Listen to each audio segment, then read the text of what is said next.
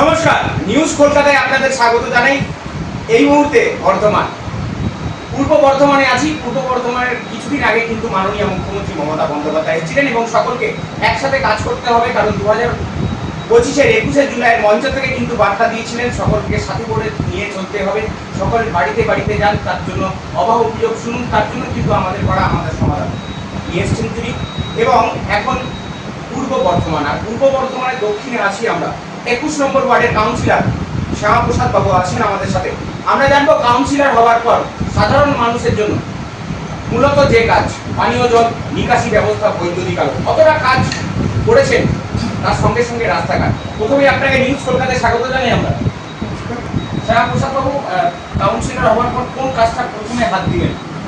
আমি এই ওয়ার্ডের কাউন্সিলর হওয়ার পর প্রথমেই আমাদের পৌরসভার মাধ্যমে নাগরিকদের যে পৌর পরিষেবার ন্যূনতম সুযোগগুলো আছে, সেই সুযোগগুলো আমার ওয়ার্ডের প্রত্যেকটি নাগরিকের জন্য আমি প্রসারিত করার কাজ করছি।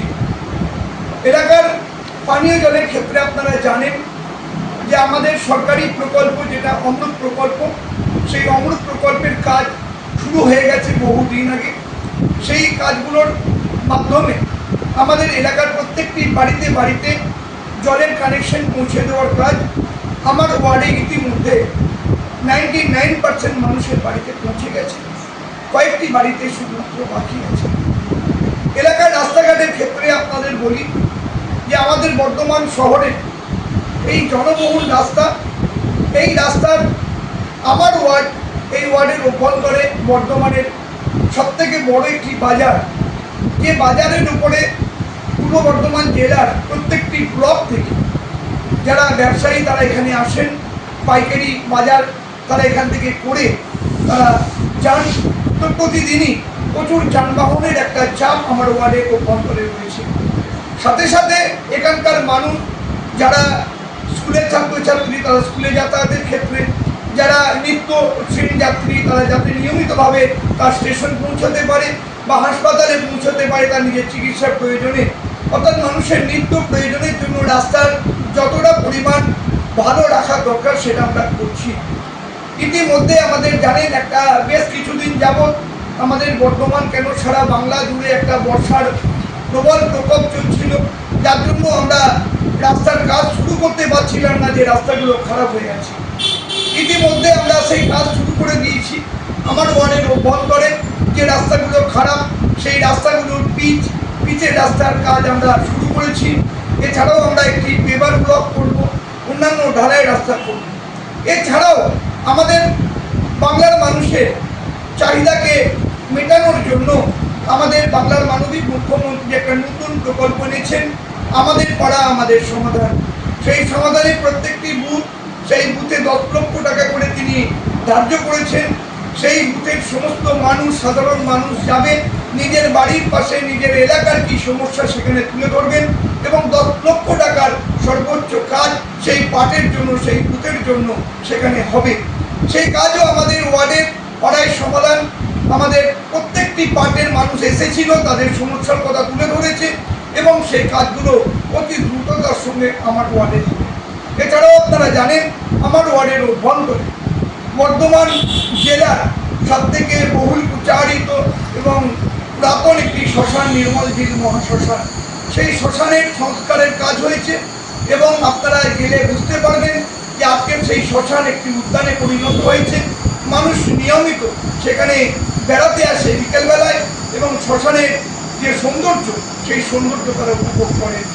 এছাড়াও আমার ওয়ার্ডের অভ্যন্তরে একদিকে যেমন সরকারি প্রকল্পের মাধ্যমে প্রত্যেকটি মানুষ মমতা বন্দ্যোপাধ্যায়ের মানবিক প্রকল্পগুলো পাচ্ছে কি না, আমাদের দলনেত্রীর নির্দেশে আমরা প্রত্যেকটি বাড়িতে বাড়িতে গিয়ে আমরা সেগুলো খোঁজ নিই এবং আমরা জানতে চাই যে কন্যাশ্রী থেকে শুরু করে, রূপশ্রী থেকে শুরু করে, স্বাস্থ্যসাথী থেকে শুরু করে আমাদের অন্যান্য যে প্রকল্পগুলো আছে, আমাদের সেই প্রকল্পগুলো প্রত্যেকটি মানুষ পাচ্ছে কিনা। আপনারা জানেন যে মমতা বন্দ্যোপাধ্যায়ের যে লক্ষ্য, এই বাংলার 100% মানুষ সেই প্রকল্প পাক। এখানে কোনো রাজনৈতিক ধর্ম দেখে নয়, এখানে দল, মত, ধর্ম, বর্ণ নির্বিশেষে আমরা আমাদের বাংলার প্রত্যেকটি মানুষকে প্রকল্প পৌঁছে দিতে চাই। এটাই হচ্ছে আমাদের মমতা বন্দ্যোপাধ্যায়ের সরকারের সংকল্প। এবং সেটা আমার ওয়ার্ডের অভ্যন্তর আমরা 100% মানুষের কাছে সেই প্রকল্পগুলো পৌঁছে দিয়েছি। এছাড়াও আমি একজন কাউন্সিলর হিসেবে আমার ওয়ার্ডের অভ্যন্তরে বেশ কিছু মানবিক কাজ আমি আমার ব্যক্তিগত উদ্যোগে করি।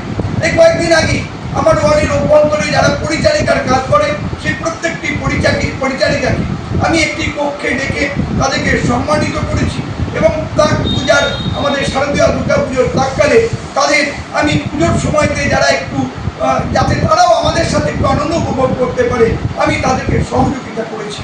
কারণ আমি আমার পৌরসভার একজন কাউন্সিলর হিসেবে যে ভাতা পাই সেই ভাতার সম্পূর্ণ আমি ওয়ার্ডের অভ্যন্তরে আমার এলাকার গরিব মানুষ, আমার এলাকার মেধাবী ছাত্র থেকে শুরু করে আমার এলাকার যারা পরিচারিকার কাজ করে তাদের সকলের মধ্যে বন্টন করে দিয়ে আমি এলাকাকে ভালো রাখতে চাই।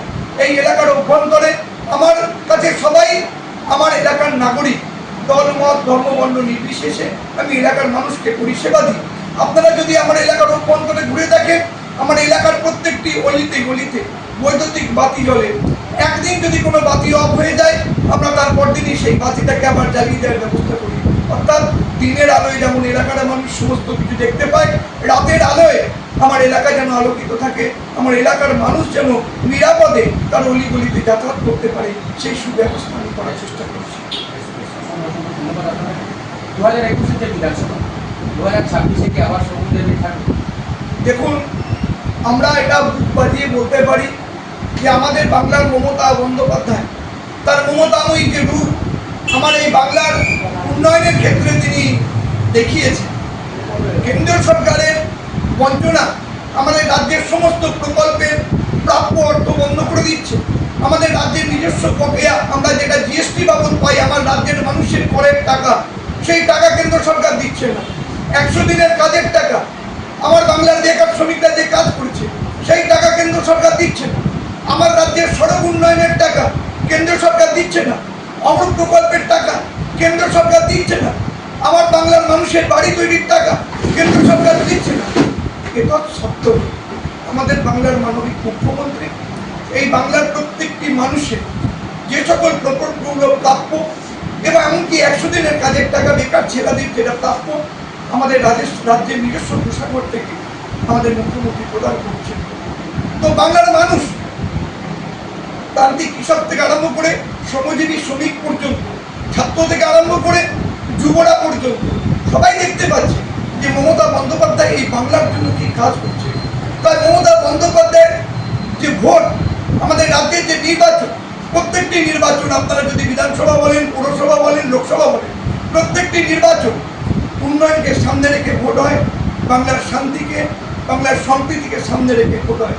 তাই মমতা বন্দ্যোপাধ্যায় যেভাবে বাংলার শান্তিকে বিরাজ রেখেছেন, বাংলার সম্প্রীতিকে বিরাজ রেখেছেন, উন্নয়নকে অব্যাহত রেখেছেন, আমরা বুক বাজিয়ে বলতে পারি 2026 নিশ্চিন্তে এই বাংলার বুকে আমরা আবার নতুন করে আমাদের বাংলার মুখ্যমন্ত্রীকে চতুর্থবারের জন্য মুখ্যমন্ত্রী দেখব। আর একদিকে এই বাংলার প্রতি যে বঞ্চনা, সেই বঞ্চনায় আজকে বাংলার মানুষ ক্ষুব্ধ।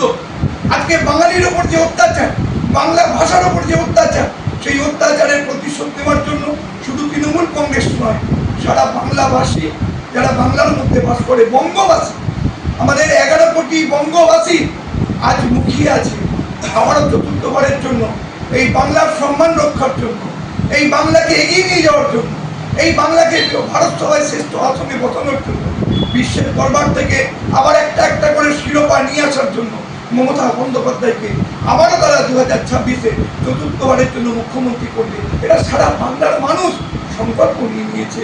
বাংলার প্রত্যেকটি দেওয়ালে আপনারা এই মুহূর্তে দেখতে পাবেন বাংলার মানুষ লিখে দিয়েছে যে আবারও তারা চতুর্থবারের জন্য মমতা বন্দ্যোপাধ্যায়কে মুখ্যমন্ত্রী চায়। তৃণমূল কংগ্রেসের মামাটি মানুষকে আবারও বাংলার মস্তকে বসে দিয়েছে। একদম বললেন 21 নম্বর ওয়ার্ডের যিনি পৌরপিতা আছেন তিনি কিন্তু বলে দিলেন উন্নয়ন, আর উন্নয়নকে হাতিয়ার করেই কিন্তু আবার চতুর্থবারের জন্য মুখ্যমন্ত্রী মমতা বন্দ্যোপাধ্যায়কে দেখতে চান সাধারণ মানুষ। কতটা এগিয়ে আছে এই ওয়ার্ড আমরা তো অবশ্যই দেখাবো আপনাদের। ততক্ষণে দেখতে থাকুন নিউজ কলকাতা। ক্যামেরায় দেবাশিসের সঙ্গে সুপ্রিয় পরামানিকের রিপোর্ট, নিউজ কলকাতা, বর্ধমান দক্ষিণ।